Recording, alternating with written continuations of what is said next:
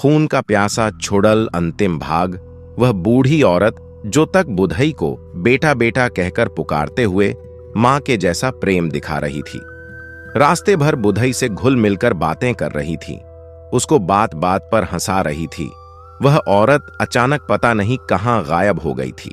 घबराहट के कारण बुधई का कलेजा बैठा जा रहा था। पुकारने पर भी वह कोई जवाब नहीं दे रही थी। बेचारे बुधई के समझ में आ गया था कि इस औरत ने झूठा प्रेम दिखाकर उसको अपने जाल में फंसा लिया है। लगता है यह खून पीने वाली वही चुड़ैल का दूसरा रूप है। इसी दौरान अचानक आसमान में तेज रोशनी के साथ बिजली चमकने लगी थी। इसी के साथ ही एक चुड़ैल बुधई के सामने डरावना ठहाका मारकर हंसते हुए दिखाई पड़ गई थी। उसका चेहरा बहुत बीभत्स और भयानक था। उसके लंबे सफेद बाल बिखरे हुए थे। वह सफेद रंग की साड़ी पहने हुए थी। उसके हाथों में बड़े बड़े नाखून थे। उसकी आंखें एकदम लाल थीं, जिससे तेज रोशनी निकल रही थी, जिसके कारण अंधेरा होने के बावजूद भी वहां हल्का सा प्रकाश फैल गया था। वह बुधई की तरफ आते हुए यह कहने लगी थी कि तुमने सही सुना था, इस पाकड़ के पेड़ पर मैं ही रहती हूं। बहुत दिनों से मैं इंसान के खून की प्यासी थी। आज मौसम ने भी मेरा साथ दिया था, इसीलिए उस बाजार में मैं एक अकेले इंसान को ढूंढने गई थी। तुम मुझको मिल गए थे, इसलिए अब तुम मेरा शिकार बनोगे। हाँ हाँ हाँ हाँ। उस चुड़ैल का विभत्स चेहरा देखकर बुधई के मुंह से आवाज नहीं निकल रहा था। काली अंधेरी रात, आसमान पर छाए हुए घने काले बादल, रह रहकर बादलों का गर्जना और बिजली का चमकना पूरे वातावरण को और भी भयानक बनाए हुए था। भय के कारण बुधई का शरीर पसीना पसीना हो गया था। उसके शरीर में कंपकपी छूट गई थी। किसी तरह वह बहुत हिम्मत जुटाकर हाथ जोड़कर गिड़गिड़ाते उस चुड़ैल से कहने लगा था कि माई, अभी तो तुम मुझे बेटवा कह रही थी, तो क्या अपने बेटे का ही खून पी लोगी? बुधई के इतना कहने पर वह तेज ठहाका लगाकर हंसने लगी थी। वह बुधई से कहने लगी थी कि अरे मूर्ख, तुझको बेटा ना कहती तो तू मेरे साथ कैसे आता? अगर तू मेरी सच्चाई को पहले ही जान जाता तो तू मेरे साथ कैसे आता?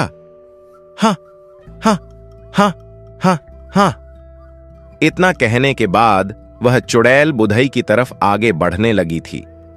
बुधई के मुंह से एक गहरी चीख निकली थी, लेकिन दूर दूर तक वहां उसको कोई सुनने वाला नहीं था।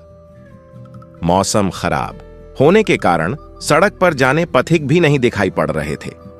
बुधई चीखना चिल्लाना चाह रहा था, लेकिन उसके मुंह से आवाज निकलना बंद हो गया था।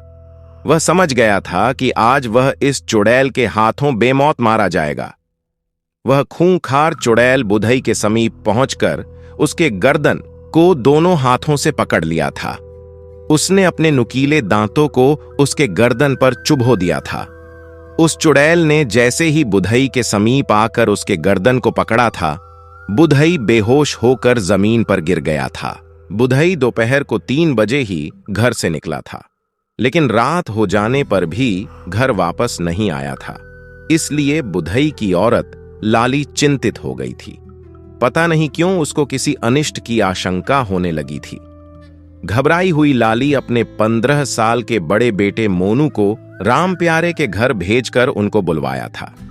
राम प्यारे के आ जाने पर घबराई हुई लाली उनसे अनुरोध करने लगी थी कि भैया, वह दोपहर में ही बाजार गए थे, लेकिन अभी तक घर लौटकर नहीं आए हैं। मेरा मन बहुत घबरा रहा है, कृपया मेरी मदद कीजिए। राम प्यारे ने कहा कि भाभी, आप चिंता मत कीजिए, मैं अभी गांव के कुछ लोगों को लेकर नंदनपुर बाजार की तरफ जा रहा हूं।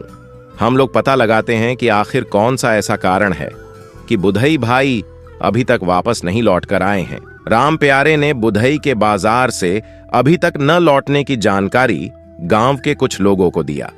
सभी लोग बुधई के वापस न आने को लेकर गहरी चिंता में पड़ गए थे, क्योंकि सभी लोग जानते थे कि रास्ते में पड़ने वाला वह पाकड़ का पेड़ बहुत खतरनाक है।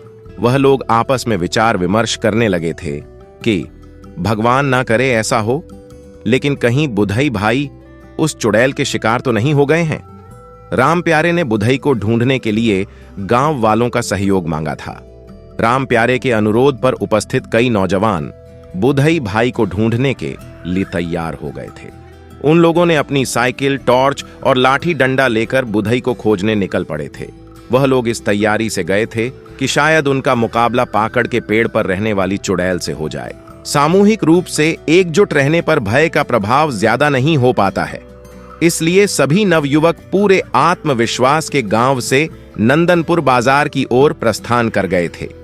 गांव से निकलते ही वह लोग सड़क के दोनों तरफ टार्च की रोशनी जला जला कर देख रहे थे कि बुधई कहीं सड़क के किनारे किसी विपत्ति में फंसकर गिरे पड़े हुए न हो। इस प्रकार ढूंढते ढूंढते वह लोग उस भयानक पाकड़ के पेड़ के नजदीक पहुंच गए थे। थोड़ी दूर पहले से ही उन लोगों ने अपने टॉर्च की रोशनी उस पेड़ के नीचे दिखानी शुरू कर दी थी। वह लोग काफी पीछे थे, इसलिए टॉर्च की रोशनी में स्पष्ट नहीं दिखाई पड़ रहा था, लेकिन इतना दिखाई पड़ गया था कि कोई आदमी जमीन पर लेटा हुआ है और उसके ऊपर जैसे कोई चढ़कर बैठा हुआ हो। यह देखते ही सभी नवयुवक भयभीत हो गए थे। उनके रोंगटे खड़े हो गए थे। भय का आभास होने के कारण उनके शरीर में सनसनी फैल गई थी। उन लोगों विश्वास हो गया था कि वह पाकर के पेड़ पर रहने वाली चुड़ैल ही है। आज उन लोगों का भी सामना उस चुड़ैल से हो जाएगा। सभी नवयुवकों ने हिम्मत नहीं हारी थी और उससे लड़ने का मन बना लिया था। सब लोगों ने भगवान भोलेनाथ का नाम लेना शुरू कर दिया था और अपने लाठी और डंडे के साथ आक्रमण की मुद्रा में धीरे धीरे आगे बढ़ने लगे थे।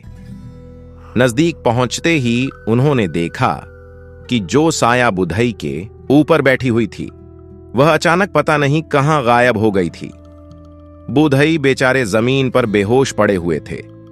लोगों ने सीने पर हाथ रखा तो उनके दिल की धड़कन का आभास हो रहा था। उन लोगों ने बिना समय गंवाए बुधई को लेकर नंदनपुर बाजार की तरफ भागे।